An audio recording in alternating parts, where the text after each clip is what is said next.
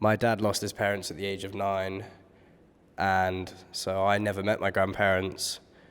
And this project is going to be exploring how he dealt with that loss, moving to Grimsby, and finding out about his life. I moved to Grimsby in April 1973, the year after my parents died, and I was 9 years old. The incident in Spain where my parents were killed by lightning, there was a 9-month period where I was staying with my grandparents before I came to Grimsby. Then, for the next 10 years, I lived at number 3 Abbey Park Road with my Uncle John and Auntie Leslie and their 2 children, John, who was aged 3 at the time, and Alison, who was 5. It was a Victorian semi-detached house with high ceilings, a dog, and so much dust that I sneezed constantly for about 10 years. It was a stable and supportive and generally happy home life in most ways. Leslie taught me how to play table tennis and tennis. John taught me about painting and decorating and DIY things. I started to feel that the one compensation for losing my parents was that I had some sort of extra freedom.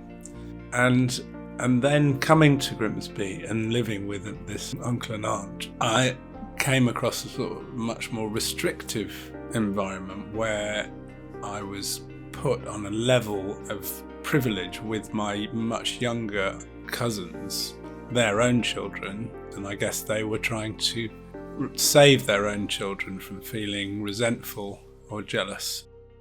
I just remember sort of points of agony or pain where I was really frustrated and felt that I hated John. And I remember telling Leslie that I hate him, and she would say, the line between love and hate is very thin. And I didn't really understand what she meant. I thought it was a pretty thick line, actually. So yeah, those were some of the difficult memories from my first couple of years living in Grimsby.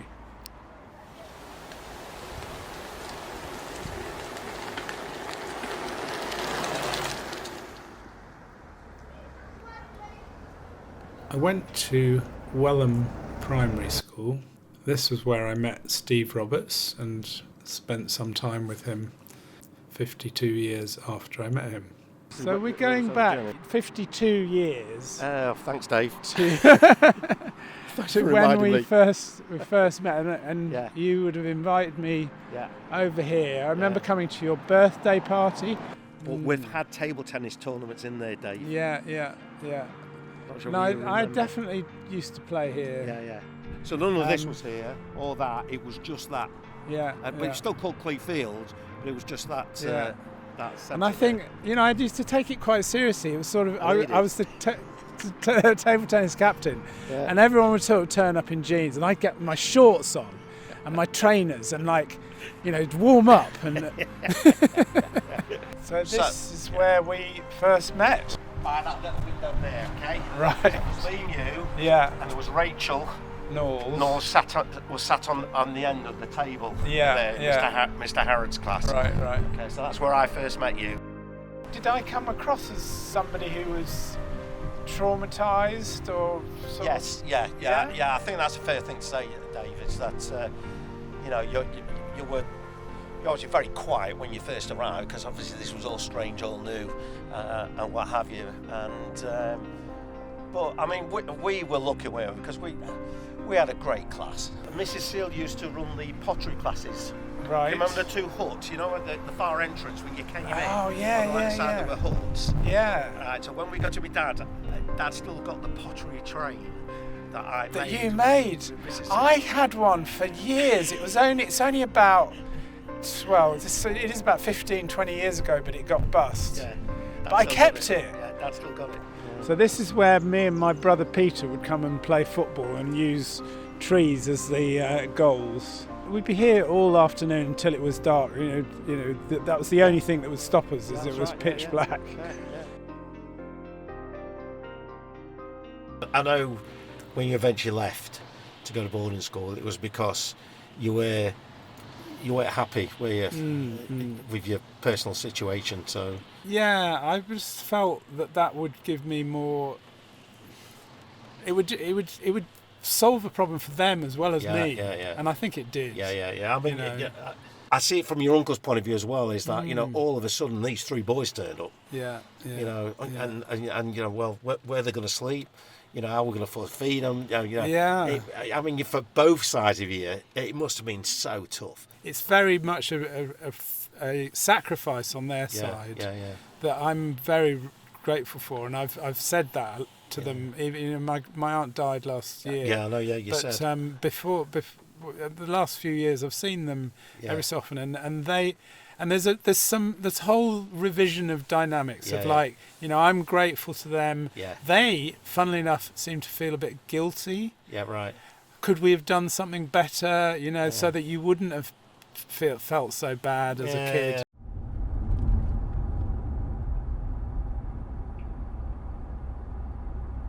Yeah, I mean, I feel like I've learned a lot so far about my dad and how he dealt with things and his relationship with his aunt and uncle, and that's been really interesting.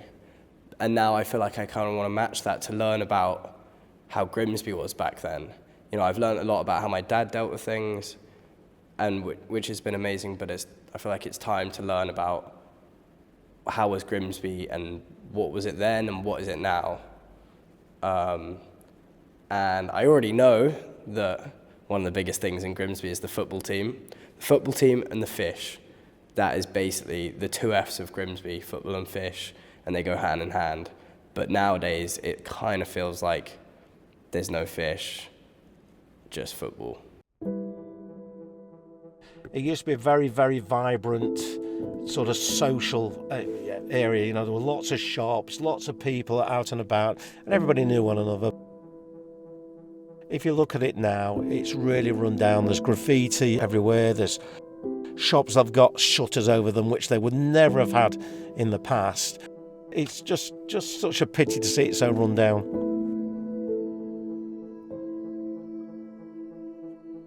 But having said that, 50 odd years ago, there were glue sniffers, laid out outside in the street. So, have the people changed? I don't know.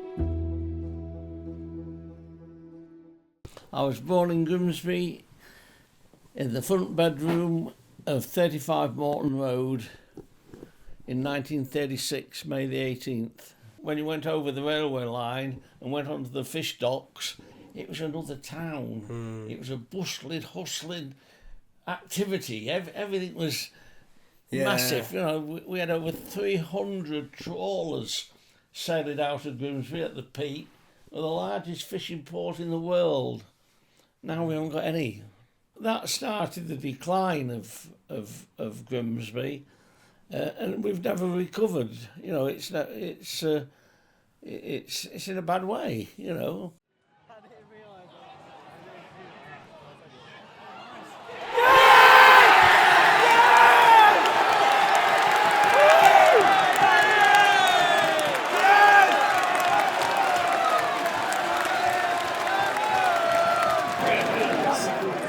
This town is full of bagheads. Yeah, it's good, mate. It's nice traditional fishing town. This is like God's ground. This is like a church to me. We come and we sing. I'm the pastor. Amazing. Does it have that sort of religious feel to it? Yeah. Community? I mean, my dad brought me here. I bring my son here. It's the same vibe. It's the same thing, and we all love it.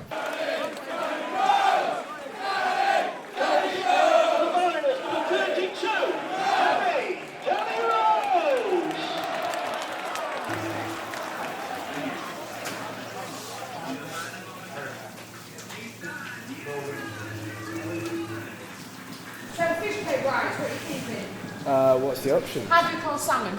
Oh, one salmon, one haddock? Yeah. So what, because it's a pack of 6, or do you want smaller? I lived in Abbey Park Road, next to People's Park. Near People's Park. Yeah, nice big houses. See, I was Cleethorpes, Right. so I was always the other end. Cleethorpes, Humberston. Yeah. So I was right up the other end. Yeah. So it's changed a lot Yeah. in many ways. Some good, some bad. Nobody gets away with that, do they? Yeah, all good. It's improved. Yeah, you can definitely say that. It's fundamentally the same, but it has got lots of one.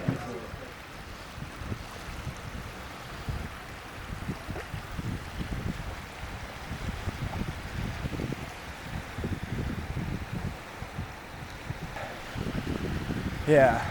Well, before we talked about the start, so I guess it's now helpful to think about the reflection. How do you feel about Grimsby? How do you reflect on your time here after visiting everywhere?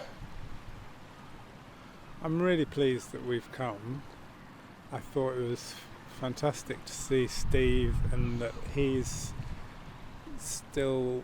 feels the same way as I do. We feel really positive about our time here, despite all the challenges I had, and we formed a bond of friendship that has lasted more than half a century. And the places that I've been to stir generally really fond memories.